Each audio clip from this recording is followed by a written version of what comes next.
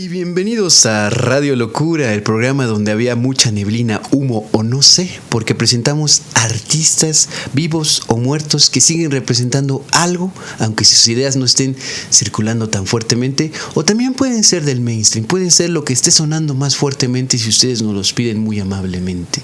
En ese sentido, permítanme recordarles que a partir de lunes hasta el viernes, todos los días sale una minisección también en este canal, y el episodio estelar con el artista de la semana sale el domingo a las 9 p.m. Muy buenas tardes, noches y mañanas a todos. Yo soy Alex Siriana, me pueden encontrar en TikTok y en Instagram como alex.siriana. Yo soy un músico, también multiinstrumentista, también me gusta mucho cantar, me gusta a veces bailar. No, eso es totalmente una mentira. Pueden encontrar todo mi catálogo musical desde que nací. En todas las plataformas, en YouTube Music, en Spotify, en cualquiera, en Tidal, donde me quieran encontrar. Les recomiendo, por supuesto, el último material que tengo, Fox Cinema, donde rindo tributo a las mujeres productoras y músicas que han tocado mi corazón y ojalá toquen también el tuyo. Y esa sería toda mi presentación, amigo. Yo soy @más-o-menos Javier. En YouTube tengo mi canal personal donde comparto cosas que a nadie le importa, pero a todo el mundo le sirve, que son reseñas literarias, análisis de lecturas, y te invito a que te suscribas también en esa otra participación que tengo en este mundo del internet. Muchas gracias también a Fango Bazar, que tiene nuestra mercancía oficial, que aquí está apareciendo su @, sígalos en Instagram. Ya tenemos playeras de Alejandra Pizarnik, de Keanu Reeves, y también de Jeff Buckley, que son episodios que ya han salido en este canal previamente.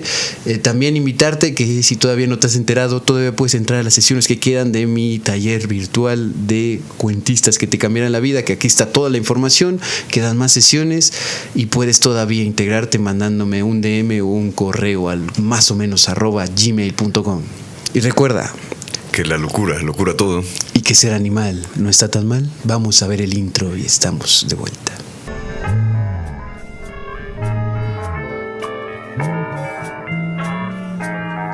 Radio Locura 76.6 en frecuencia moderada. Ideas idiotas para gente inteligente. Adiós.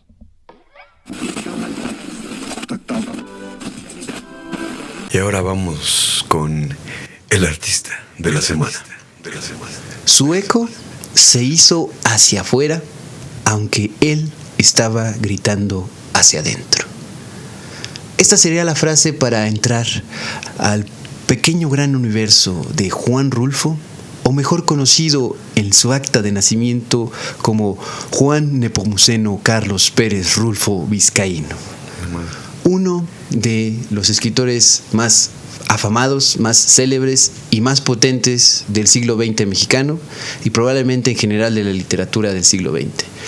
Hoy estamos aquí para hablar de él, y permítanme decirles que él nació el 16 de mayo de 1917, ya tiene más de 100 años que él nació, en Apulco,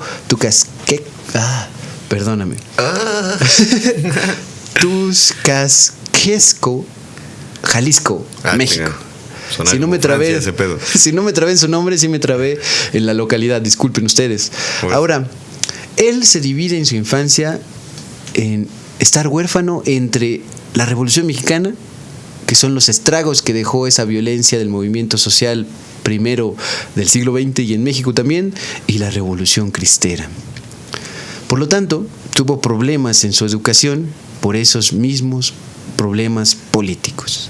Aquí hay un versus entre la educación laica y la educación religiosa. Laica, primera perrita en el espacio. Muy buena perrita también, por cierto. Entonces, lo importante de su infancia, para entenderlo, es que él no nace en cuna de oro, él no nace en una situación donde México estaba muy tranquilito, sino todo lo contrario, todos estaban dando contra todos, y fue tanto así que se queda huérfano, ya lo dije hace un momento, porque asesinan a su padre, ¿no? Trágica historia. Lo consumen estos movimientos, los estragos todavía de la Revolución Mexicana, despachan a su papá. En ese sentido, su papá junto con su abuelo y otros tíos eran pues abogados o administrativos, entonces estaban en lugares más o menos intermedios de poder, y fueron pues también tomados como prisioneros o como víctimas en medio de las revueltas de la Revolución, para bien o para mal. Ahora, Juan Rulfo después sufrirá la muerte de su madre. Varios meses después, lo adopta un tío, lo llevan de aquí para allá y lo meten a estudiar en un lugar donde no solo era escuela, sino también había internado. Okay. Había un internado donde pues prácticamente era un huérfano en un orfanatorio, ¿no? Así tal cual, porque la Revolución Mexicana, igual que todas las revoluciones, recuérdenlo bien, piojos, dejan muchos huérfanos por aquí y por allá. Claro que sí.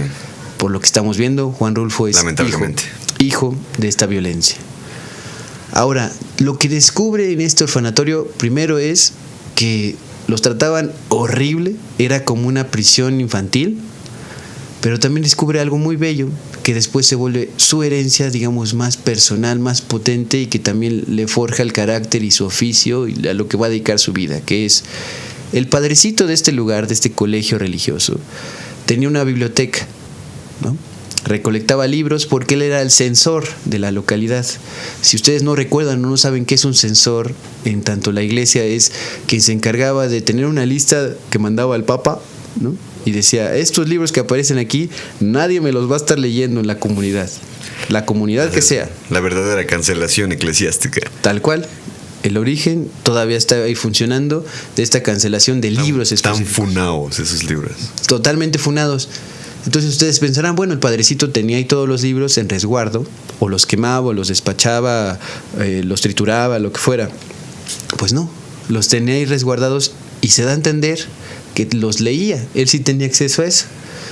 Tú dices, bueno, ¿y en esto qué tiene que ver el pequeño Juanito Rulfo? ¿Eso qué tiene que ver con la Navidad? Y con Juan Rulfo, con la Navidad de Juan Rulfo. ¿Por qué esta es la Navidad de Juan Rulfo en su infancia?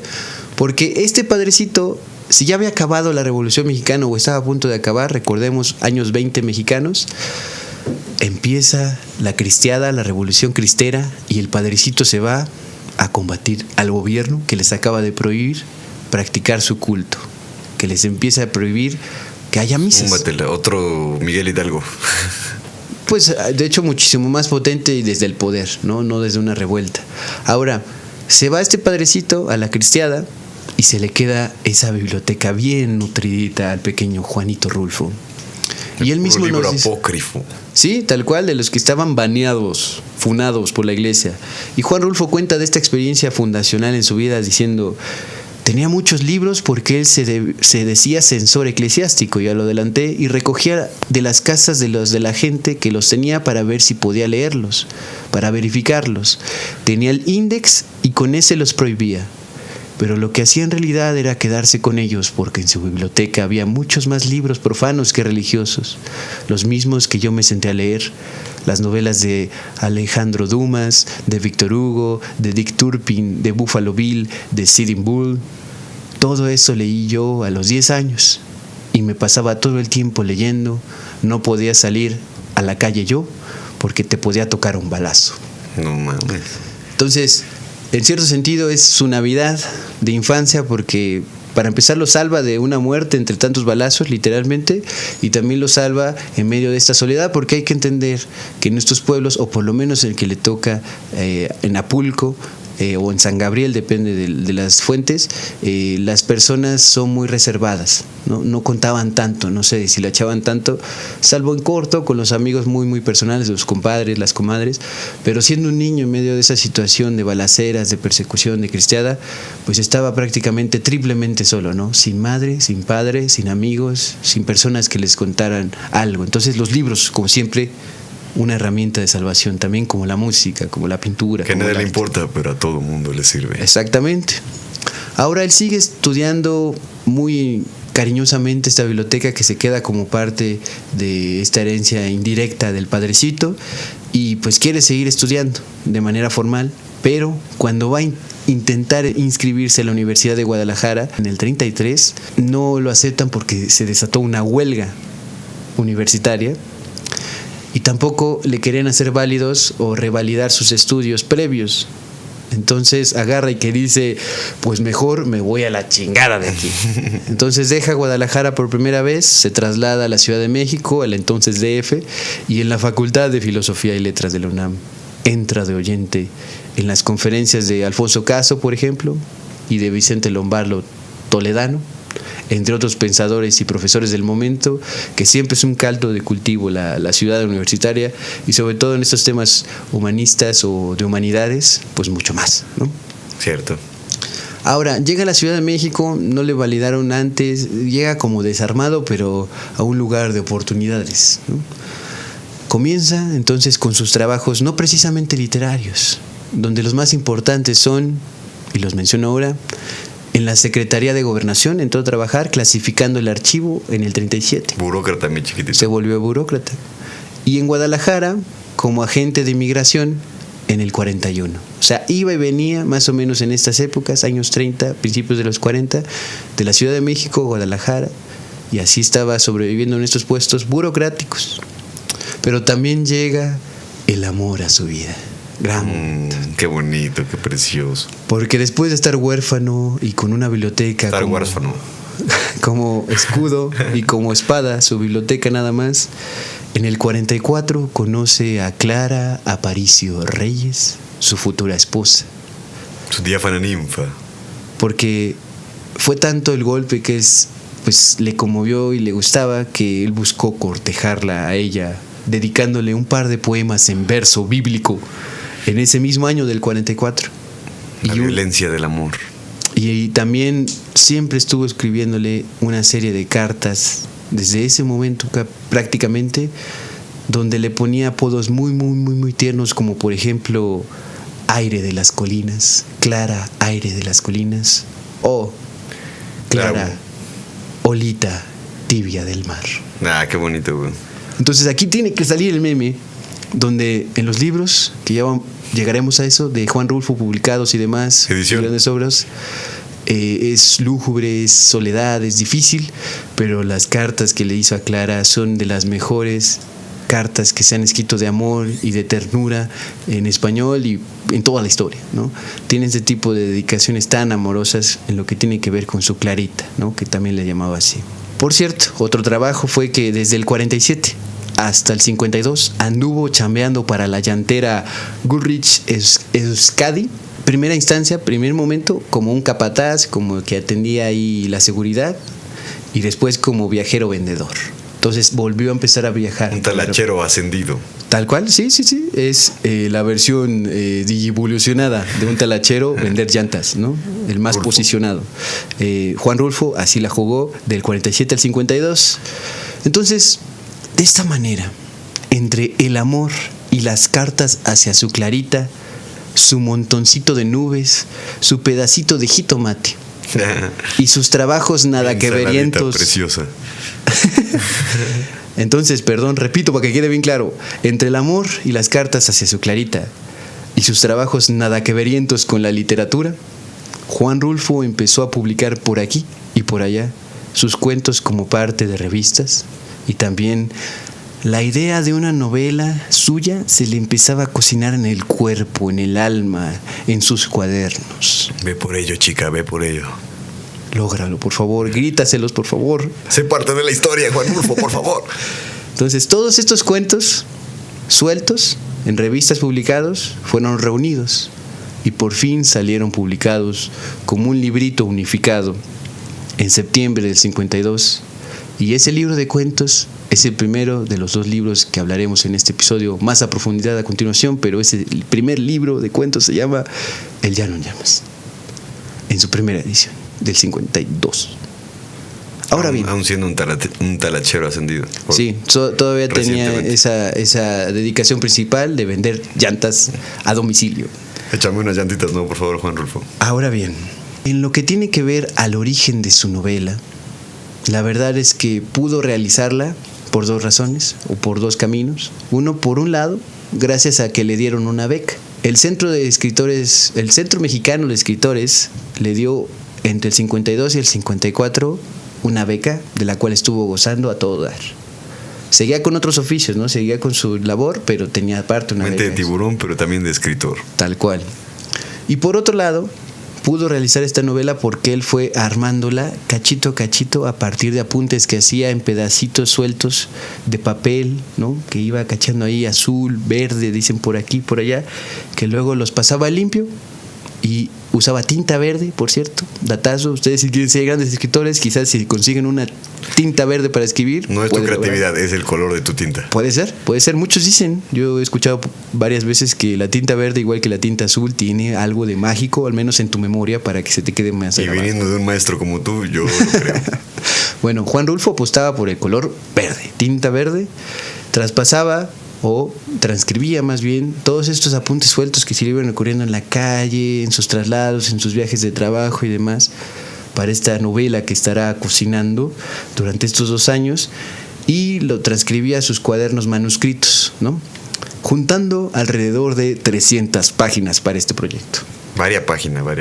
Como muestras gratis de estos trabajos que iba pues en marcha realizando de esta novela, fue publicando fragmentos en distintas revistas, ¿no? Como pueden ver, las revistas son un referente de ahí te va una muestra gratis de mi talento público, ¿no?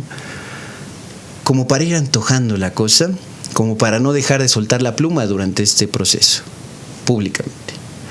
Lo importante de estas pruebas gratis que soltaba en revistas fue que el título de su novela cambió 3 veces, ¿ok? Volveré sobre esos 3 títulos cuando profundicemos con esta novela. Ok. Ya me piqué. Es ahora mismo que volveremos. Piqué Shakira. Primero, llamaba a este proyecto de novela como Una estrella junto a la luna. ¿Okay? Fue el primer título de este proyecto de su novela. Luego hablaba de ella como Los Murmullos. Pero el nombre que terminó imponiéndose como el mero chiplo, buenísimo, chipoclero, fue Pedro Páramo. Pedro Páramo vio la luz del mundo en marzo del 55. Ahora, hay que hablar de estas 2 obras, ya que fueron presentadas, ya que nacieron a partir de Juan Rulfo. El Llano en Llamas y Pedro Páramo son las obras que lo llevaron a la luna y de regreso, a Júpiter y más allá también. 426 veces. Sin parar. Pero vamos por partes. El Llano en Llamas del 53, que ya había dicho yo, representa en muchas historias, por lo menos en más de 10 historias, los estragos que había dejado la violencia de la Revolución Mexicana. Y Pedro Páramo, por otro lado, también tiene esos estragos de la Revolución Mexicana, pero plasma en sus líneas fantasmas en el desierto mexicano. Voy a explicar. En cuanto al Llano en Llamas, cuentos recomendables, ahí les van. Hay uno que se llama Es que somos muy pobres, de hecho es de mis favoritos, donde es la aplicación literaria de aquel dicho que dice que te llueva sobre mojado. O sea, que te está yendo bien, mal, te va a ir bien, peor. Porque bien peor. Todo empieza en ese cuento con una muerte de un familiar, una tía. Empieza a llover, empieza a caer un diluvio en ese pueblo, y ese diluvio no parará para nada, hasta que se lleva la cosecha, las ilusiones y hasta una vaca que era la dote de una de las hermanas del protagonista, del narrador. Entonces, la imagen que quiero que se lleven de Es que somos muy pobres es que el río se desborda y se lleva una vaquita. No solo se lleva la vaquita, también se lleva a su becerrito. Es muy triste, okay. Es muy triste. Terror animalístico. Porque es que somos muy pobres. Sí. Segundo cuento que yo recomendaría, Nos han dado la tierra, o el eterno problema agrario en México. Cuando se supone que la revolución triunfó, lo que quiera decir eso en México, lo que sea que México sea, lo que sea que signifique lo que estoy diciendo, se supone que iban a devolver las tierras a quienes las trabajaban, ¿no? Se supone. En este cuento les entregan unas tierras a unos pobladores, unos campesinos, pero les dan las tierras más pinches secas del puto universo, que más son infértiles que son como un comal, son como un tapete en el piso, como una alfombra horrible donde ahora no va a surgir. Comala, ¿no? Vamos adelantando un poquito, ¿sí? Como comala, en ese sentido, seco. Entonces, ellos quieren, los campesinos, que se den cuenta del señor gobierno, pero el señor gobierno nunca escucha de razones. Es inmisericordioso, es un culero, ¿no? Sí, pues es brutal, ¿no? Entonces, si quieren ver el eterno problema agrario en México, está en Nos han dado la tierra. Otro cuento buenísimo, y de hecho es de los cuentos más raros de Juan Rulfo, se llama Macario o El niño y las ranas, diría yo, como subtítulo, porque cuenta la historia él mismo, el protagonista, un niño que está esperando que salga de un hoyito, de ahí donde está, de un laguito, igual es imaginario, pero que salga una rana y que tiene que darle en su madre. Como esos juegos de las maquinitas donde tenés que pegarle, que tenés que pegarle a un tiburón o a un cocodrilo, así imagínense. Pero con ranas. Pero con ranas, también tiene que haber una maquinita con ranas, ¿no? En todo caso, despachar. Si no la hago y le pongo Juan Rulfo, aquí estuvo aquí. Juan Rulfo, maquinita de diversión. Genérica, la que sea, mucha diversión. Se supone que al principio no lo saben, pero yo se los adelanto. Este niño no tiene las capacidades neurológicas convencionales, es neurodivergente. Dan a entender en algún punto del cuento que quizás sufrió un golpe de más bebé o quizás nació con diferencias neurológicas, ¿no? O neuronales. Ahora, digamos que eso es lo de menos en el sentido que, bueno, es su condición.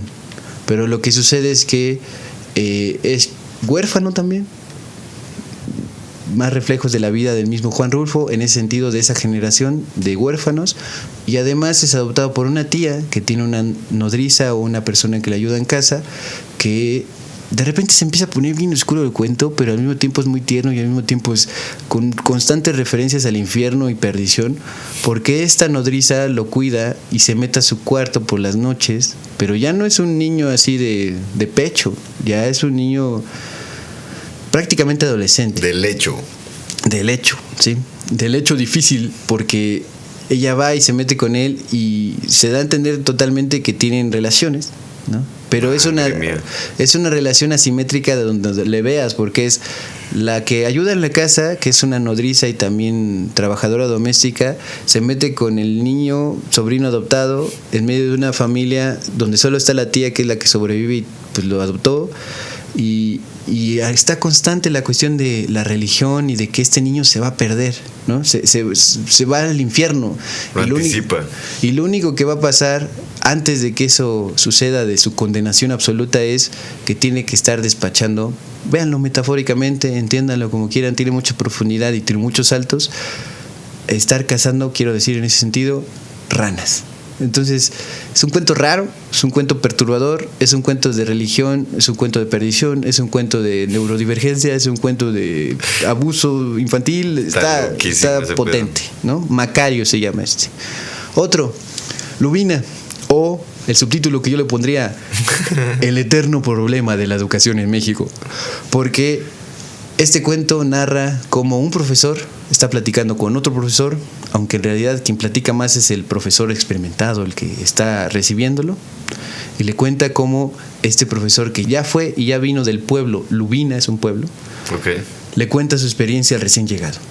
El recién llegado casi no habla, escucha, y lo que le cuenta este profesor, que ya se retiró de este pueblo y que volvió atrás, es: usted ya lo verá cuando vaya a Lubina. Allí la gente no es gente, ahí no hay manera de sacarlos, no entienden de razones, y por más que usted haya aprendido en la escuela, en la normal, que la educación va a llevar el progreso a donde quiera que se ponga una escuela, eso no sucede, y mucho menos en Lubina, que puede estar muy arriba allá en el cerro, muy colocada en los altos espacios de México, pero es una ciudad fantasma, es un lugar de perdición.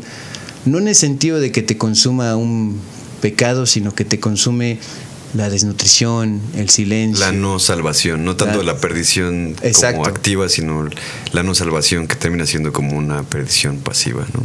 Ajá, es una cuestión muy pasiva de dejarse morir, pero no morir del todo en Lubina, y que te mata las ilusiones con ese proyecto de que la educación puede cambiar las cosas. Y además está bellamente descrito con momentos de cómo describe, valga la redundancia que estoy diciendo, las colinas de Lubina, la niebla, hay mucha niebla en Juan Rulfo, y en este cuento por excelencia también, dado que es un pueblo en lo alto de un monte, ¿no? Potentísimo. Hay mucha gente que me ha dicho, y he visto en internet, que Lubina les parece la más grande obra maestra pequeñita de Juan Rulfo en tanto sus cuentos, y puedes estar de acuerdo o no, pero experimenten ese cuento de Lubina, o El eterno problema de la educación en México, según mi interpretación. Otro cuento el último que quiero recomendar.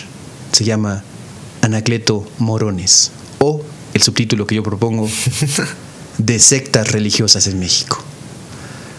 Es el último cuento que viene incluido en la edición definitiva de El Llano en Llamas. Es el final del libro.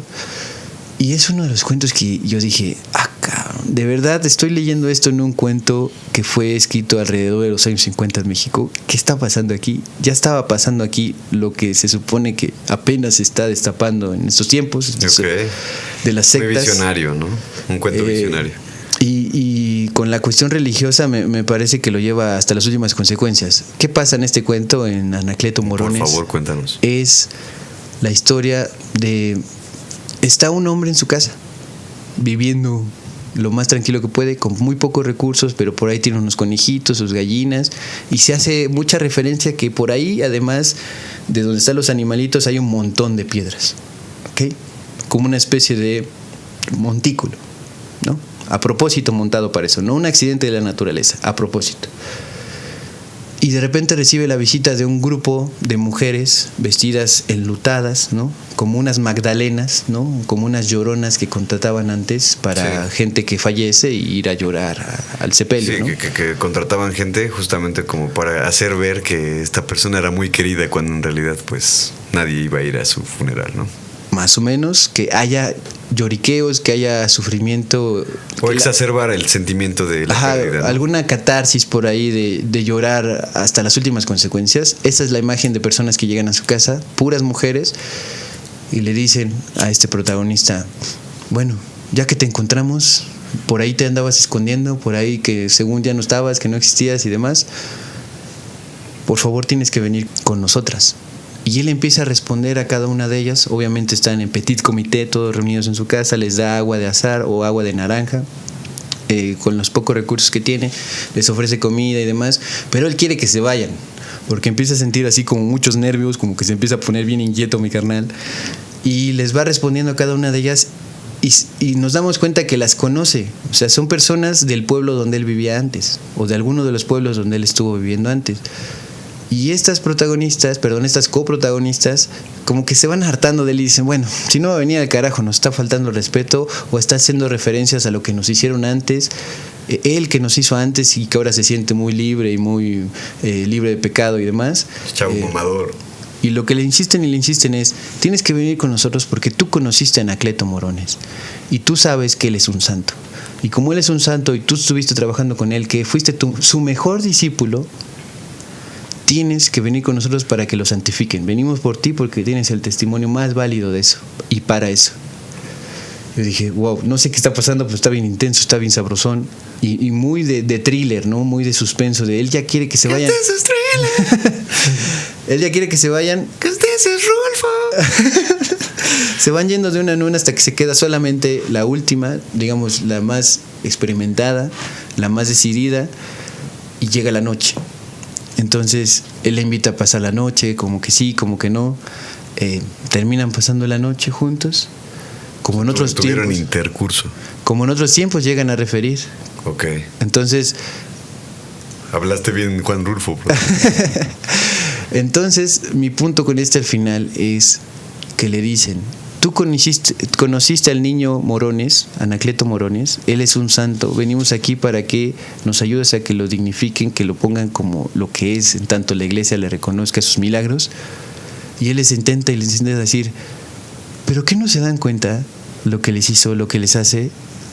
Después de pasar la noche con esta última, ella le dice a él, pues dirás lo que quieras, pero el niño Morones sí sabía amar.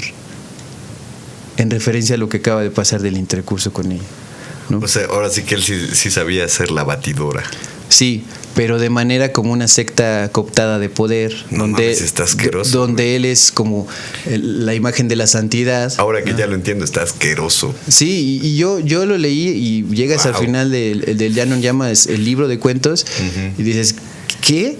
Porque esto resuena mucho, lamentablemente, a muchos casos contemporáneos de sectas religiosas o sociedades que hacen coerción para que estés ahí sometido, casi semi-esclavo. Sectas coercitivas, incluso es su nombre. Entonces, que él lo viera y lo retratara, que usara la ficción, ¿no? pero que supiera presentar estas prácticas viles y ruines en medio del contexto mexicano rural, me parece sublime como artificio, como creación literaria, pero es una denuncia potentísima y contemporánea donde quiera que la leas, desafortunadamente todavía, ¿no? Entonces, Anacleto Morones o de sectas religiosas en México, en el México rural. Ahora, paso a Pedro Páramo, publicado en el 55, ya dije, donde lo que yo quiero que recuerden, si no lo han leído, si lo leyeron a propósito en la primaria, en la secundaria, en el bachiller, en la carrera, en algún momento. Se tropezaron y pasaron sus ojos así durante toda Dios mío, acabo de leer Pedro Páramo contra mi voluntad. Olvídense de eso y solamente quiero presentarles, como si fuera un libro nuevo completamente, ideas generales para que puedan engarzarse ahí, abrazar esa experiencia. Y si ustedes lo leen o no, no importa. Apenas estrenó una película que está en Netflix, muy buena, por cierto. Nextly. Que está en Nesquik. Nessie, gran monstruo del lago Ness. Pensé que Messi. No. El monstruo del lago Ness. Nessie, el monstruo de la cancha. El monstruo del Río de la Plata. Grande Nessie, estupendo, eres un crack. Ahora, 8 balones de oro. Directamente desde Noruega. Bueno, en fin. Escocia. Escocia. Oh, Dios mío, no, me estoy equivocando horrible. Es que me dio escozor, ¿no? Ahora sí que no sé lo que estoy diciendo, güey. Bueno. Pedro Páramo también fue como un borrón y cuenta nueva estos pequeños chistes de Nessie, Messi y demás. Solamente quiero que piensen, está la película, éntrenle por ahí sin... Tienen muy mal sabor de boca, nunca lo han hecho, éntrenle por ahí. Y si quieren entrar al libro, recuerden las ideas de los fantasmas que les voy a decir que están presentes en este libro. Porque para mí Pedro Páramo, no solo para mí, pero para compartírselo, es la historia, la novela de fantasmas en el desierto mexicano. ¿Cuál es el primer fantasma que yo destacaría que aparece en esta novela? Es el fantasma de la familia. Don Juan Tasma. Fantasmagórico. No, fantasmagórico. ¿Cuál es el fantasma de la familia? Es el abandono. Algo que de primera mano él conocía, ¿no? Él lo conocía por ser huérfano y él lo conocía por ver muchos casos así alrededor, que lo supo de nuevo. Recuerden esa idea. Él no contaba directamente sus experiencias, los hacía ficción, mentía para crear historias. Obviamente tenía su propia vida y tenía bases para recuperarlo y demás. La sublimaba, ¿no? La sublimaba de manera que fuera una historia de ficción.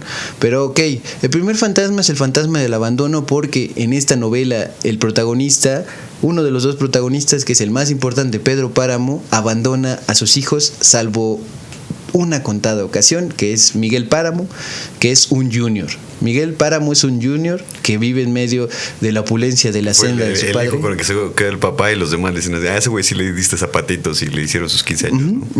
Y le permitía todo, ¿no? Le permitía todo, a tal punto que en medio de este abandono de todos los demás vástagos, de toda la demás progenie de Pedro Páramo, Miguel Páramo puede estar de aquí para allá en todos los pueblos alrededor y en su mismo localidad, abusando de mujeres, de niñas, abusando, y no solo abusando, sino graduando de la vida a múltiples hombres, niños, bueno, adolescentes y demás. El hijo más bastardo siendo el menos bastardo. Sí, el único reconocido, actuando de la peor manera posible, bastarda en ese sentido. Sí. Miguel Páramo.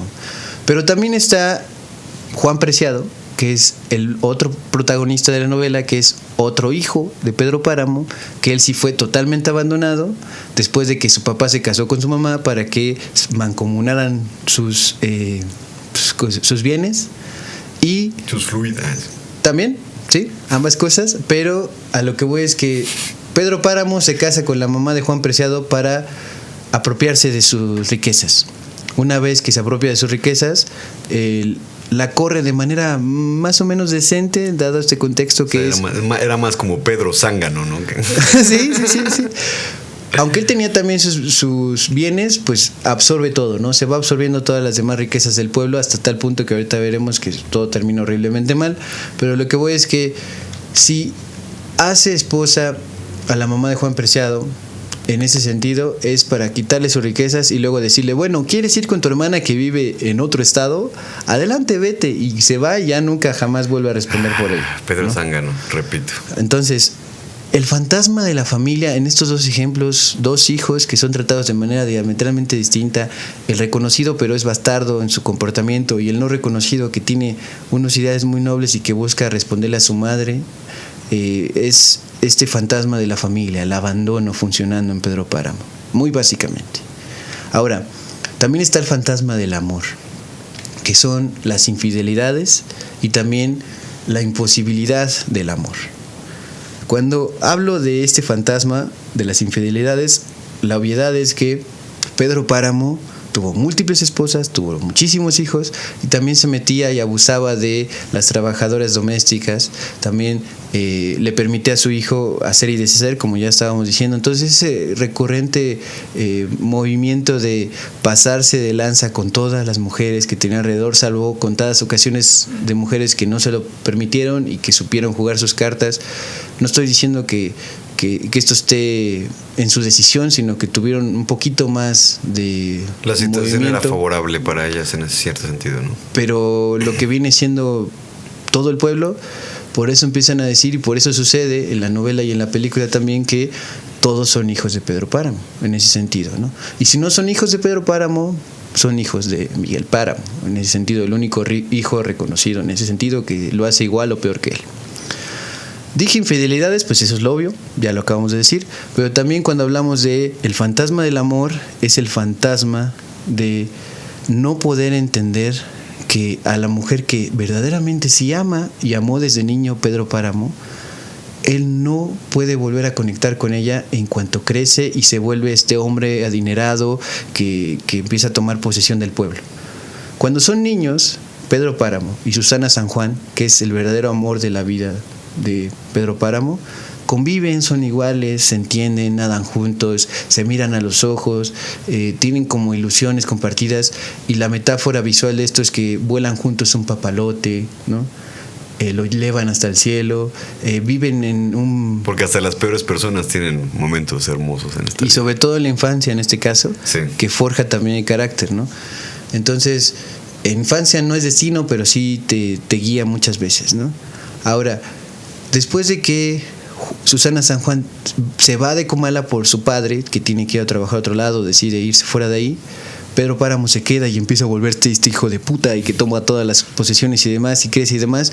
Susana San Juan vuelve después, pero vuelve y ella está afectada por lo que simplemente llaman la locura. Es una enfermedad que hereda de su madre, según se puede entender si le buscas más, donde ella tiene ensoñaciones, tiene visiones y está sufriendo constantes fiebres y está en esa perdición en sí misma. Y Pedro Páramo, cuando la recibe, despacha a su papá, es decir, se encarga de él, que era la única y última protección que tenía en medio del mundo. El padre de ella. De Susana San Juan, ¿sí? Incluso él explícitamente dice, no necesitamos un padre porque nosotros podemos cuidar de ella, ¿no? Nosotros en tanto su potestad, ¿no? su hacienda. Entonces se apropia de ella en cuanto vuelve al pueblo, más o menos a la mitad o 3/4 de la novela o de la película, y el mayor sufrimiento que tendrá Pedro Páramo, y eso es clarísimo, de este fantasma del amor imposible, es que él no sabe, no entiende, jamás podrá entrar en el corazón de Susana San Juan. Entonces, el hombre que lo puede todo, el hombre está que domina funado todo, en el corazón deseado. Exactamente. Entonces, es también como recurso poético y como narración y como idea que se te ocurre que digas, bueno, ¿qué puede ser lo peor que le pase a un hombre que tiene todo el poder en su espacio y en su lugar, en su tiempo? No tenerlo todo excepto a ti. Tengo todo excepto a ti. Exacto. Exactamente. Entonces, aquí en la sombra del Fresnito. La sombra del Fresnito. Ay, don Silverio. Don Juan Rulfo. Don Pedro Páramo. Así se soba un perro siendo Juan Rulfo. Así se soba un perro siendo un señor. Ahora, otro fantasma es el fantasma del cacicazgo, del cacique, que ya lo estamos sugiriendo poco a poco, que es que empieza a tomar control del pueblo, sí. Un pueblo que en un principio pues estaba con muchas haciendas, diferentes líderes, ¿no? Diferentes propietarios, que Juan Rulfo nos presenta a Pedro Páramo que se va comiendo las haciendas de los demás, sus territorios, los acusa de usufructo indebido, bla, bla, bla, tanto legal como con otros métodos muy mafiosos, pero se apropia del pueblo. de lo productivo propuestas del que no pueblo. están dispuestos a A rechazar. Y eso es otra cosa que ahorita me gustaría retomar al final, quizás en las conclusiones, que es el paralelismo que yo encuentro por lo menos con El Padrino, ¿no? O por lo menos con El Padrino 2. Pedro para mí, ¿no? Pedro para mí. Pedro para mí. La no. familia de Pedro Páramo. Fin, Pues sí, putana. pero volveremos sobre eso si me permites en un momento. Yo te lo permito todo. Tú eres el Pedro Páramo de Radio Locura. No. Ahora, no solo es el control de estas haciendas aledañas y hacerse del control de todo el pueblo, sino también los ultrajes, los robos y también la idea de todos los recursos concentrados para lo que sea que disponga el jefe, ¿no? El don Pedro. Ahora, también está el fantasma de la naturaleza, que esto se representa en que cuando llega este hijo bueno, Juan Preciado al principio, encuentra un pueblo totalmente árido y seco, pero en los recuerdos de su madre y en la infancia de Pedro Páramo y en la infancia de Susana San Juan, es decir, la generación anterior a él, Comala, que es este pueblo dichoso y muy famoso, muy repetido, no era un pueblo árido, no era un comal, era el pueblo más verde y lleno de vida que pudiera existir. Entonces es como el paraíso de la generación de la infancia de Pedro Páramo, el padre, que no le toca para nada a ninguno de sus hijos, salvo Miguel, que es el más junior, pero de ahí en fuera eso se va a secar, ¿no? La naturaleza también va a tener ese cambio entre en los recuerdos de la madre de Juan Preciado, en los recuerdos del amor de la vida de Pedro Páramo, Susana San Juan. Comala va a ser un lugar verde, lleno de paraíso. vida. Un paraíso todavía por ser. Cuando Pedro Páramo crezca y tome posesión de los demás, el control, todo se empezará a pudrir, porque no hay donde germine todo esto. Él toma control de todo. Sí, y ahí la referencia de su apellido, ¿no? Sí, y está la cuestión de que Pedro, pues ya saben, lo sabe mejor que yo, lo sabe mejor que él, que es Pedro refiere a piedra, ¿no? A roca, y Páramo se refiere a algo árido, ¿no? Un espacio plano, totalmente seco, ¿no? Entonces también en los títulos, no solo de la novela, sino de los personajes, sus nombres, están esas referencias. Cuidó mucho los detalles, Juan Rulfo, en todo sentido, ¿no? También está el fantasma de los recursos, que si acabamos de hablar de la naturaleza, pues también están los recursos que... El fantasma de que no haya recursos es los cuerpos están malnutridos y maltratados. Están en medio de lodo, en medio de polvo, ¿no? En medio de los árboles más secos o inexistentes, ni siquiera hay así como cactus, ¿no? Incluso al principio de la novela es mítica la referencia que hace Abundio, el arriero que guía al hijo Juan Preciado hacia Comala, le dice: no, usted no sabe, porque las almas que se van al infierno regresan a Comala por su cobija, porque el infierno ni siquiera es tan caliente como lo es Comala en ese sentido, ¿no? Los cuerpos mal nutridos y maltratados, por supuesto, de cuando ya cuando ya Pedro Páramo tomó el control de toda Comala, no cuando eran jóvenes, no cuando es el paraíso antes de todo. También está el fantasma de la religión, que es una fe esparcida por todo el pueblo, son totalmente creyentes, pero aunque crean así de la manera más profunda y sometida a las oraciones más continuadas del mundo, no hay esperanzas para ellos. No hay salvación para ellos. Y cuando digo ellos es todo el pueblo, no solamente Pedro Páramo, no solamente Juan Preciado, el hijo que regresa al pueblo y nunca lo conoció, ni Miguel Páramo, mucho menos, que fue el hijo de puta, hijo de Pedro Páramo el Junior, hijo de Pedro Páramo, el Junior, como insulto. Y tampoco para Susana San Juan, que enloquece por cuestiones familiares, pero que tampoco se encuentra del todo en sus ensoñaciones ni en sus fiebres, y ni se diga pues de los trabajadores y trabajadoras domésticas, ¿no?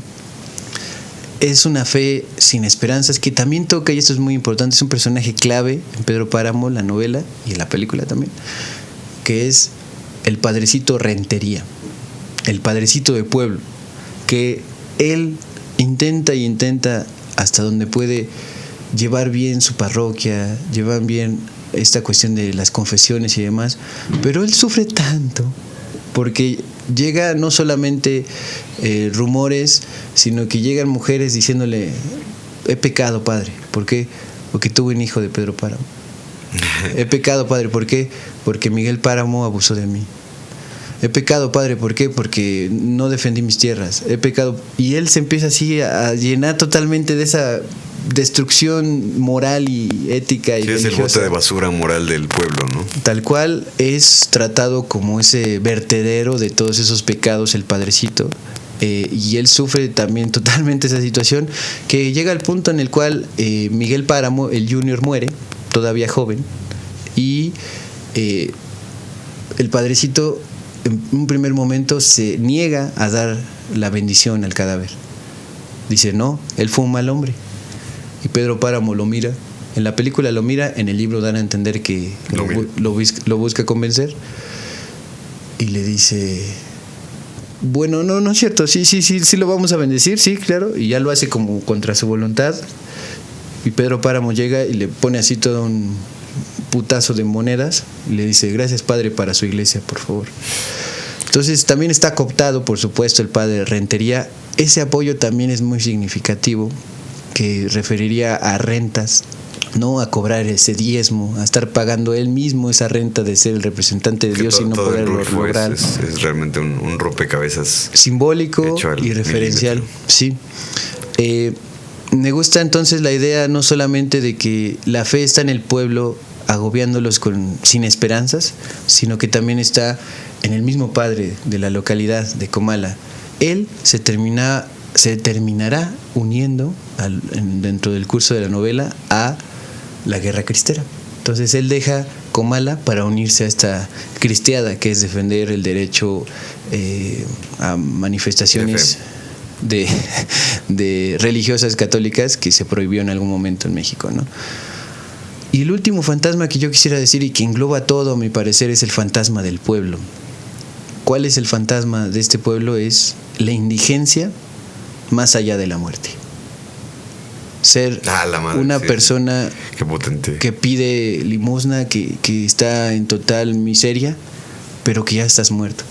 Entonces pensar la idea de este fantasma, que es doblemente fantasma, es el fantasma de un pueblo que fue, desde que Pedro Páramo tomó posición en todo, destruido, desmoronado, nunca mejor dicho desmoronado, ahorita recordaremos este verbo, porque se entiende que sus almas penan, están más allá ya de la vida, sí, pero siguen con la misma miseria, siguen permaneciendo ahí. Es tanta la carencia en vida que ni siquiera la muerte tiene algo que darles, cómo pagarle esa indigencia que pues están destinados a tener por el resto de la eternidad, ¿no? Entonces las referencias al alma, las referencias a almas en pena, las referencias a los mismos fantasmas con otros términos, ¿no? Del espíritu, ¿no? De los sentimientos, de la pérdida del amor, de la pérdida de la fe, engloba todo este fantasma del pueblo que es Comala, que viven más allá de la muerte, o que están muertos más allá de la vida, como quieran verlo, en una indigencia permanente, ¿no? Que son pordioseros de su propia vida, que no pueden escapar de este pueblo, que una vez que entras ya no hay vuelta atrás, ya no hay salida, y si ahí estuviste toda tu vida, pues con mayor razón no hay manera de escapar a este reinicio una y otra vez del control y de secar un pueblo totalmente. Ahora, la pregunta que quizás ustedes puedan tener en mente, y si no les invito a que la reflexionen, es ¿por qué chingados, si el pueblo era verde, totalmente lleno de flores, con múltiples mujeres, aunque fueron abusadas, que eso es lamentable totalmente, pero que había bonanza, de repente toma posición Pedro Páramo, lo hace funcionar, incluso hace posible que la revolución misma siga, porque llegan los revolucionarios y les dice básicamente él, como en El Padrino: bueno, jóvenes, caballeros, ¿cómo puedo servirles? Termina diciéndoles: bueno, si necesitan dinero, yo puedo patrocinar su revolución. Entonces los compra también a los revolucionarios que vienen de fuera. No hay manera de escapar, porque Pedro Páramo va tomando control y posesión de todo esto. Y ustedes pueden pensar, si está lográndolo en sus propios recursos, o sea, está haciendo que el pueblo se mantenga, aunque él se quede con casi todo, ¿por qué de repente se vuelve seco, se acaba, se vuelve un pueblo fantasma, como lo estamos diciendo? Sí. Pues porque Susana San Juan, por este enloquecimiento que tiene, porque Pedro Páramo no logra entrar en su corazón ni entender que él la está matando, aunque es el hombre más poderoso de ahí, muere, ¿no? Termina muriendo, todavía más o menos joven, y se empiezan a hacer campanadas en el pueblo anunciando este luto. Pero cuando tú haces campanadas como un claxon, no está claro el mensaje que estás comunicando a menos que el padrecito vaya y pregone o los pregonadores. Sí, muy unívoco. Estas son las campanas. Es por algo importante. Es una alarma, es un anuncio. Pero no sabemos qué. Es. Sobre todo porque la distancia entre el pueblo y la hacienda de la Media Luna, donde estaba Pedro Páramo, sus posesiones primigenias, su cuartel general, hay una distancia grande, ¿no? Entonces no se sabía así como, no, mi vecino Pedro Páramo, pues es que está de luto, no había manera, ¿no? Entonces anuncian con las campanas y todo el día siguen las campanas, y empiezan a venir muchas personas de otros pueblos. El lloriqueo de las campanas. El lloriqueo de las campanas. ¿Por qué eres así, Mate? Y en ese sentido, pues la muchedumbre, la masa que se aglomera, y usa un verbo muy bonito, Juan Rulfo, me acabo de acordar, que dice: la gente hormigueó en Comala, de que se concentraron, viniendo de otros pueblos y demás. Sucede eso y siguen las campanas, y entonces de campaneo sin sentido, pero que ha congregado a tanta gente, pasan a hacerlo una fiesta, una feria. Entonces se arma todo, llegan los antilibanquis, llegan los payasitos, llegan para tomarse fotos, en fin. Los pasallos de Comala, porque pues el pueblo no sabe, no les ha llegado la noticia y tampoco se han dignado, porque están ocupados en su propia resolución de la muerte de Susana San Juan en la hacienda de Pedro Páramo. Entonces dice la novela, y también pasa en la película, que Pedro Páramo ve a lo lejos Comala festejando, justo cuando está él en su luto de que perdió el amor de su vida, de su infancia y de todo momento. Y él dice una de las frases más míticas de la novela, que es: me cruzaré de brazos y Comala se morirá de hambre. No mames. Entonces él ya tomó control de todo el pueblo, que todavía estaba produciendo y era verde, aunque él mermaba todo. Pero cuando se burlan sin quererlo, de manera accidental, de su luto, él decide: Comala se va a volver un comal, ya no va a tener verdor, ya no va a tener esta vida que todavía se daba, aunque yo estaba interviniendo. Ahora no voy a intervenir, ya no me importan, al carajo el pueblo, yo me quedo con todo. Y de hecho, pues eso ya va conduciendo al final de la película y al final de la novela, aunque está desestructurada, hay muchos flashbacks y brincos en el tiempo, en la novela y también en la película. Eso es lo difícil de entender la historia, cómo está armada, por esos saltos, pero si se basan, o esa es mi recomendación, en estas ideas de cacicazgo, de la infancia, de los múltiples hijos, de la idea de Susana San Juan, de todos estos fantasmas que acabo de decir, probablemente, y si ven la película además, no se pierdan del todo de estos detalles sutiles y de que es una gran novela experimental también, ¿no? Claro. Entonces, estos son los fantasmas, lo repito: fantasma de la familia, el abandono, el fantasma del amor, las infidelidades y el amor imposible de tocar el corazón de la persona que ama al protagonista Pedro Páramo, el fantasma del cacicazgo, que es el control y los ultrajes de aquí y de acá en todo el pueblo y los alrededores, el fantasma de la naturaleza, que es de lo verde pasar a lo árido y lo seco, el fantasma de los recursos, que son los cuerpos mal nutridos y maltratados eventualmente y mucho más al final, el fantasma de la religión, que es una fe sin esperanzas para todos, pero cada uno con su cuestión particular, y el fantasma del pueblo, que es la indigencia más allá de la muerte por el control y la decisión fatal que toma Pedro Páramo. Y la venganza personal de un hombre contra todo el pueblo, envenenado contra todo un pueblo. Otro dato curioso es que al papá de Pedro Páramo también se lo mataron, o sea, él también es huérfano. Entonces, de nuevo, la orfandad que está en la vida de Pedro Páramo también está retomada indirectamente de toda esta generación a la cual perteneció Juan Rulfo, de huérfanos después de la Revolución Mexicana y también por la cristiada, ¿no? Ahora, después de publicar estos dos libros, Juan Rulfo, la verdad es que practicó el silencio casi más absoluto en cuanto a publicación de obras, en cuanto a literatura, y hay que decir que Pedro Páramo y El Llano en Llamas no es lo único de Juan Rulfo. Él también hizo otras cosas, ¿no? Fue fotógrafo, un gran fotógrafo. Su trabajo en general se maneja en tres cuestiones, que son fotografías de personas o de grupos sociales, de paisaje rural o urbano, o de la arquitectura tanto antigua como contemporánea, tanto colonial como indígena. Aquí habrán pasado algunos ejemplos, por supuesto que sí, no hay ningún problema. Entre los personajes famosos que él retrató en su momento, destaca María Félix, ¿no? La actriz, Pedro Almendáriz padre, Pedro Almodóvar. Y José Gorostiza, el autor de Muerte sin fin, gran poemazo mexicano.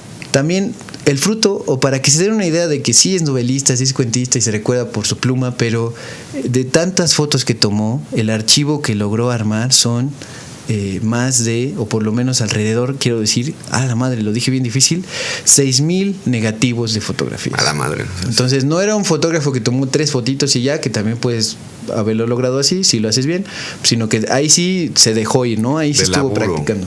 Totalmente. También fue guionista para cine, colaborando en películas que no fueron parte del mainstream de su momento, sino que procuraban ser películas más independientes y hasta de cine de vanguardia. Algunas de esas filmaciones son El Despojo, que es una historia medio surrealista y medio experimental, y también La Fórmula Secreta, que el título original de esa película fue Coca-Cola en la sangre. Gran título, por cierto, sí. Que también ya es experimental y juguetón en el cine. También fue historiador, Juan Rulfo, labor en la que escribió, y es su mayor aporte en la historia, un libro sobre la conquista y la colonización de la Nueva Galicia, es decir, el actual territorio del estado de Jalisco, México. Y también escribió otra historia de ficción, otra gran participación, pero que no es tan conocida. Se llama El Gallo de Oro, como Valentín Elizalde, claro que sí, como no, la papa está caliente. Y esta historia es una historia con un estilo muy diferente. Me gustaría que ustedes visitaran a Juan Rulfo, quizás por ahí es otra manera de entrarle, en El Gallo de Oro, porque como estaba destinada o fue interceptada para volverse también una película, tiene escenas más claras, es muchísimo más ordenada, es más como un cuento, no es más un relato. ¿Qué pasa ahí? Hay apuestas, hay un gallo, es decir, hay peleas de gallos, y también hay rotación en ferias y en distintos pueblos, y hay un enamoramiento entre un hombre que está a punto de morirse de hambre, que pierde a su madre, pero que rescata un gallo que está moribundo como él. Es el símbolo de identificación, lo rescata, lo revive y lo pone a combatir y logra ganar, y se conduce en esa participación y se ahila, ¿sí? ¿Cómo se dice? Se hace aliado de una mujer. Se alía, Dios mío, ya se me está peleando el español. Se alía con un señor que le enseña como las mañas, y con una cantante de la cual se termina enamorando. Esta cantante es como su talismán de la suerte. En general, a cualquier persona que se le acerque y se vuelva su aliada. Como en toda historia occidental, lo más importante siempre es el amor heterosexual. Lo interesante de esto es que plasma más o menos como Dostoyevsky en El Jugador, en la novela del Jugador, novela buenísima, si pueden revisarla también, aparte de Juan Rulfo, la idea de que las idas y vueltas de la ruleta, o de las apuestas de gallineros, o de las apuestas de cartas de 21, de vaivén, o como le llamen, es siempre inestable, y aunque tengas una rachota increíble, se te puede desmoronar todo sin que te des cuenta. La varianza matemática le llaman. Exactamente, tú que eres un garbanzo apostador en algún momento le sabes, ¿no? Entonces, pensar en que Juan Rulfo no solo es historias de Comala, de estos pueblos, de lo rural mexicano, sino que también tiene esta historia, también que van los pueblos y demás, pero es más divertida, es más burlona, es más irónica. Deja mucho ver también que en su carácter personal él siempre estaba apostando, y lo dice por lo menos en una entrevista, que es el humor salva, ¿no? La ironía, el sarcasmo. En sus novelas, en Pedro Páramo y en El Llano en Llamas no sale tanto ese humor, pero en El Gallo de Oro sí. En El Gallo de Oro sí tiene esa parte que casi no salía, salvo en el cine o en algunas fotografías donde sí sonreía y demás. Reír para no llorar. Sí, él aplicaba, por lo menos en su vida, no en sus libros más famosos. Ahora, después de todo esto, de publicar y de estar realizándose, y cuando ya parecía que estaba agarrando ánimos poco a poco, fuerzas, cuando ya también parecía tener ubicada la atmósfera y el estilo para otros proyectos literarios, después de viajar mucho para ser invitado de honor y para recibir múltiples premios y después de ser nombrado miembro de la Academia Mexicana de la Lengua, Juan Rulfo enferma. En septiembre de 1985, Rulfo empezó a estar enfermo y su hijo, uno de los que tuvo, Juan Pablo Rulfo, recuerda que unos meses atrás, por mayo más o menos, su padre se mostraba más entusiasta, incluso eufórico, porque parece que estaba acercándose por fin al estilo, la atmósfera, les digo, y el argumento y las voces que poblarían La Cordillera, que sería un proyecto de su segunda novelota, ¿no? La Cordillera.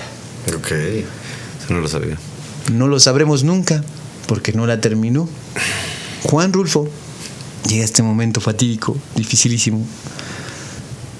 Murió en su casa al sur de la Ciudad de México el 7 de enero de 1986. ¿Por qué? Por un cáncer pulmonar. El cuerpo fue llevado al Palacio de Bellas Artes, donde recibió honores de las autoridades de la República y de la gente común, sus lectores, lectoras. Tenía casi 70 años, no era un jovencito, eso es obvio, pero sí parecía estar cerca de retomar su trabajo literario, pero ya para ese momento, lo que sí era cierto, que sí sucedió y que sigue sucediendo, para bien o para mal, más allá de las lecturas obligatorias, es que ya era una leyenda viva en el mundillo cultural y literario de México y del mundo, principalmente por Pedro Páramo y el Llano Ñames. Juan Rulfo, antes de que nos vayamos, quiero hacer esta combinación, esta conclusión con respecto a, ok, pongamos que no acabas de escuchar nada de lo que te acabo de decir, que le adelantaste, que te fuiste, que se fue el internet y bienvenidos a Radio Lugar y se volvió a empezar el episodio. Quiero que escuches esto. Mucho de lo que puede gustarte de historias de thriller, de control, de historias como El Padrino, la saga del Padrino, en especial El Padrino 2, que es donde se cuenta el pasado del primer padrino, de Vito Corleone, que se ven las raíces de todo esto en tanto Sicilia y en tanto llegar a Estados Unidos y ser un huérfano también, que también es una generación parecida a la de Rulfo y parecida a la de Pedro Páramo en la historia de la novela. Si te gustan esas historias de forjarse a sí mismo, pero con unos delitos y con unas cuestiones muy cuestionables de control, de mafia, de allanamiento, de persecución, como en El Padrino, vuelvo a decir, en el cine o en la novela, Juan Rulfo tiene mucho que darte con Pedro Páramo. Yo sé, e incluso a mí me sigue pasando, que la lectura de esa novela saca de onda, porque está desestructurada, es decir, son fragmentos. Se va contando historias o fragmentos de las historias, primero de la infancia de un protagonista, luego hacia el otro, luego hacia la otra, luego se va así, luego plasma como un personaje terciario que de repente vuelve a entrar y se conecta con los otros que ya conocemos. De repente entran otros que no habían salido, solo como voces, que por eso la novela, antes Pedro Páramo no se llamaba totalmente Pedro Páramo, sino Los Murmullos. Es esa idea de voces que están detonándose en medio de la historia, en medio del pueblo. A veces son cantantes o son voces que cantan, a veces son dichos que están ahí puestos, a veces son almas que están enterradas, que dicen por ahí en esa parte de la novela que si llueve, si empieza a llover, las tumbas se resquebrajan y escuchas los lamentos de los enterrados, de los muertos que siguen repitiendo eso.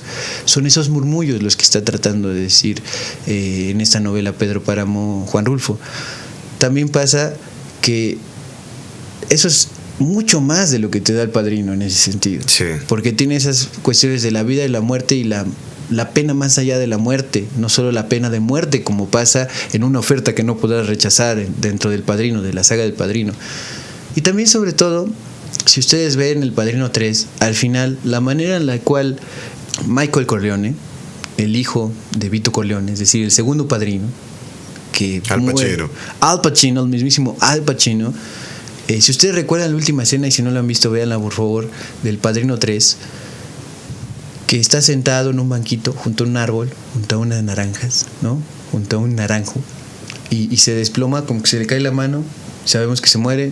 No sé si tengo un efecto Mandela, en algunas partes de mi mente yo lo recuerdo que se cae hacia adelante, pero bueno, que pierde todo el apoyo y se muere sentado. Se desploma, pierde todo apoyo, aunque está sentado. Esa misma escena, Antes de que saliera esta película que se estrenó en este año, ahorita hablaremos más de esto, de Pedro Páramo, ya está retratada por coincidencias del arte al final de Pedro Páramo, la novela. El final de Pedro Páramo, la novela, y también la película que se acaba de estrenar de Netflix,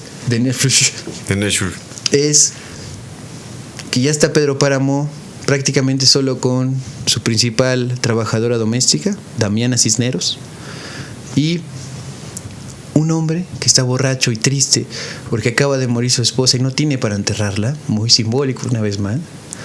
Va y se mete a la hacienda de la Media Luna, la de Pedro Páramo, y llega borracho a pedirles: denme algo para enterrar a mi esposa muerta, no tengo cómo hacerlo, ya vendí mis burros, no tengo nada. Lo último que tenía lo gastó para ponerse borracho, ¿no? Entonces llega y está Pedro Páramo así. También tu brother, no mames. También dificilísima la situación, ¿no? Llega y les dice: denme algo. Sale Damiana Cisneros y está Pedro Páramo sentado, como imagínense esa escena del Padrino también, sentado en una banquita así. Y en la novela, gracias a que está escrito, a que es texto, es un poco muy confuso porque no sabes qué pasa del todo. En la película sí te lo plasman, deciden una opción que es un acuchillamiento, ¿okay? Que este hombre, desesperadísimo y borracho y perdido en esta cuestión de la pérdida de su esposa, acuchilla a Pedro Páramo y también acuchilla a Damiana Cisneros. En el libro no se define tanto, es más fantasmagórico, más indefinido, más ambiguo, pero sí hay gritos, sí hay perdición.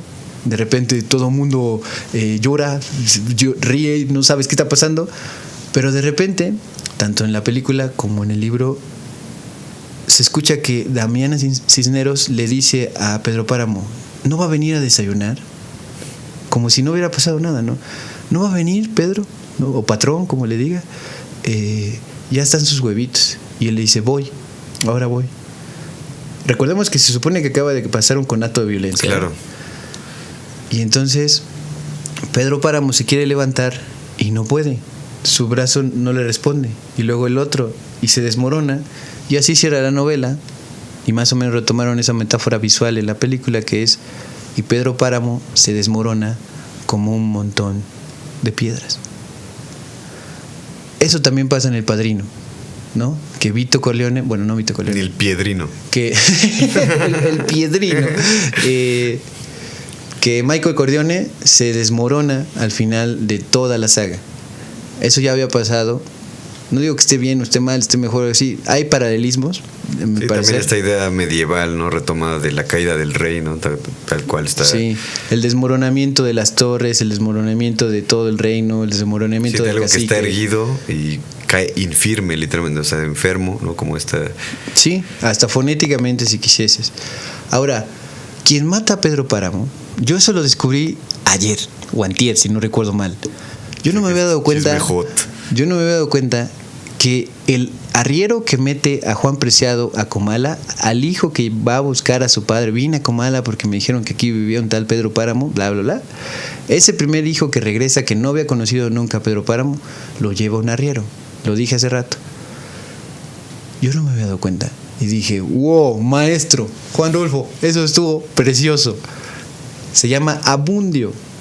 ¿Okay? Sí. Y él dice al principio de la novela: yo también soy hijo de Pedro Páramo. Y ya, sigue su camino, es un arriero, va y sigue trabajando como sea. Arriar. Al final de la novela les acabo de decir que un hombre que acaba de perder a su esposa va y les pide a Pedro Páramo y a Damiana que les den algo. ¿Cómo se llama ese hombre que acaba de perder a su esposa? Se llama Abundio. Entonces Pedro Páramo empieza la novela con un hijo que nunca lo conoció, yéndolo a buscar y que nunca lo encuentra. Y cómo acaba la vida de Pedro Páramo siendo matado por uno de esos tantos hijos que tuvo, en un arranque de desesperación y de sufrimiento por haber perdido a su propia esposa, ese hijo Abundio, que también su nombre de abundancia, sí, irónica y fulminante, es también otro viaje. Entonces, en el que abunda la justicia. Y la venganza. Porque va a volver a pasar, aunque estas almas sigan en pena en círculos de manera eterna, ¿no? El eterno retorno de Comala en sí misma. Eso en cuanto a Pedro Páramo. Y también El Padrino. Y sobre la película, también me tomé la libertad de verla. Y lo que yo les quiero decir rápidamente, muy rápidamente es: entren por ahí si de veras no tienen ni idea o no les quedó claro nada de lo que acabo de decir, para conocer la obra de Pedro Páramo y en general de Juan Rulfo, sus ideas. Y también se agradece mucho que recuperen tan bien y sin que se vea tan acartonado las partes textuales de los diálogos de los protagonistas en el libro, porque están tan bien escritos y están tan breves y tan lacónicos y tan telegráficos y son tan simples, pero llenos de esa poesía de lo reducido, de las rocas, de la poesía de las rocas, de lo seco, que son potentes. Dicho, no digo que por cualquier actriz o actor, sino bien retomado en la pantalla en esta obra de Next Week que acaba de estrenar Pedro Páramo en este año 2024, es una gran manera de entrar. Las escenas más importantes, bien retomadas a mi parecer en la película, que las plasmaron muy lindo, es toda la agonía y las fiebres de Susana San Juan. Son brutales, están preciosamente grabadas. Las escenas donde aparecen sus ensoñaciones del océano, de estar nadando, tanto como niña con Pedro Páramo, como cuando ella ya está delirando en su lecho de muerte, están muy buenas. Cuidado ahí, no es para cualquier ojo, no puede ser menor de edad. Y también la idea de cómo, si hay fantasmas, hay oscuridad, se logra ver todo. O sea, está muy bien iluminada la película, ¿no? Yo digo que si no les lateó en algún momento que a fuerza leyeran Pedro Páramo o El Llano en Llamas, vean la película, denle otra oportunidad con otros ojos, ahora que ha pasado el tiempo, ahora que ya no somos los mismos, y pueden ser que se topen con una maravilla que siempre ha sido, pero es difícil, por lo menos más la novela Pedro Páramo. Los cuentos son más manejables, ya les recomendé varios, pero yo me quedaría con Es que somos muy pobres, con esa imagen de la vaquita y el becerro que se los lleva al río, siempre me da mucha tristeza. La idea de Lubina, que es el problema de la educación en México, en esos pueblos que no cambian, no hay manera de cambiar la realidad, muchas veces arraigada. Y también pues nos han dado la tierra, que es la cuestión de tierra y libertad, que no terminó de pasar en México, que fracasó la Revolución Mexicana. Yo también tengo ya en mi canal, para ir más o menos cerrando, las reseñas específicas de ambas obras. Me refiero a El Llano en Llamas, los cuentos, más a profundidad, más con calmita, y Pedro Páramo también, la novela, y se va a sumar muy pronto la reseña de El Gallo de Oro, que es la trilogía de Juan Rulfo como textos literarios que publicó todavía en vida. Eso sería.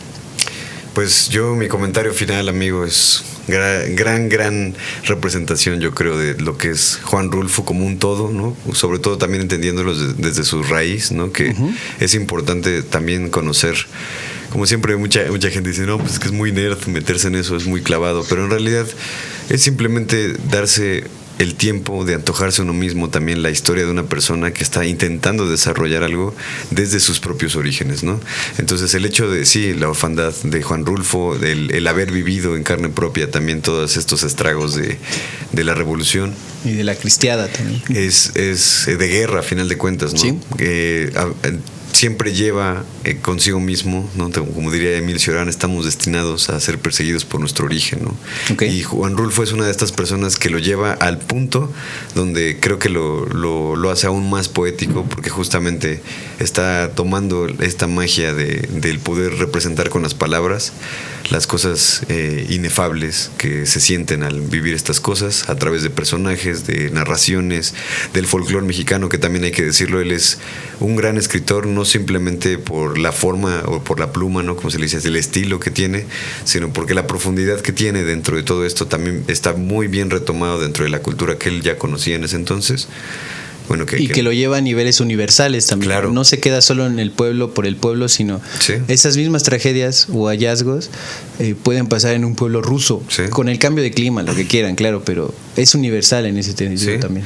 Y el hecho también de retomar, por ejemplo, el tema de la muerte desde un punto de vista bastante mexicano, ¿no? Que como siempre, por toda esta herencia mexica que tenemos, maya, olmeca y mestiza, a fin de cuentas. Tenemos muchísima historia nosotros, que es algo que hay que también reconocer un poquito en paréntesis, ¿no? Hay que reconocer que en México tenemos una riqueza cultural enorme, y Juan Rulfo lo que hace es justamente a través de todas estas lecturas también de cosas apócrifas que tuvo durante su infancia, a las que tuvo acceso, logra desarrollarlo de una manera en la que literalmente se convierte en un referente de la literatura universal, o al menos de latinoamericana, ¿no? Y mucho más de México, ¿no? En ese sentido, al llevarse el reconocimiento, incluso también, como podrán verlo en una mini-sección si ven en Radio Locura, cuando conoce a Jorge Luis Borges. Sí, claro. Y no solamente siendo laureado por escritores de esa talla, sino también, incluso también por la gente misma, ¿no? Que son sus lectores, como tú decías, y que se puede ver muy bien en esto que relatas en el momento de su muerte, ¿no? Entonces, para mí Juan Rulfo es una persona altamente, tal vez no creativa en el sentido, bueno, sí lo es creativo, pero me refiero más a que es creativa en el sentido de que es profundamente creativa, no tanto de... No de extensión. No de extensión, no aventó 45,000 libros, pero sí hizo al menos 2, y con Gallo de Oro, que es discutible si es realmente un libro que está ahí, pero al menos con Pedro Páramo, que es simplemente una historia en la que yo no sé si ahorita tú tendrás el dato de cuánto tiempo se tardó en escribirlo, pero imagínate el hecho de llevar algo así como se habla un poco de la profundidad de 100 años de soledad, por ejemplo, ¿no? Y en ese sentido, las dos respuestas es: se tardó menos de 2 años en tener ya el proyecto final de Pedro Páramo, porque hubo muchas revisiones y quitó muchísimas hojas. Tenía 300, las dejó en 100 y tantas, ¿no? Sí, es muy breve. Menos de 150.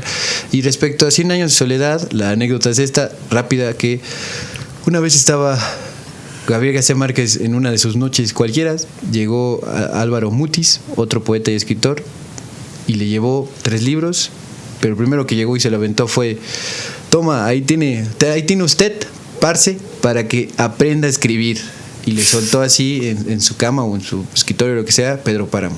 Lo que dijo después Gabriel García Márquez fue: desde que yo leí La Metamorfosis de Kafka, yo no me había sorprendido tanto de las posibilidades que tenían muy pocas hojas para llevarte más allá de la imaginación que tenías antes, en todo sentido, poniendo atención, concentrándote.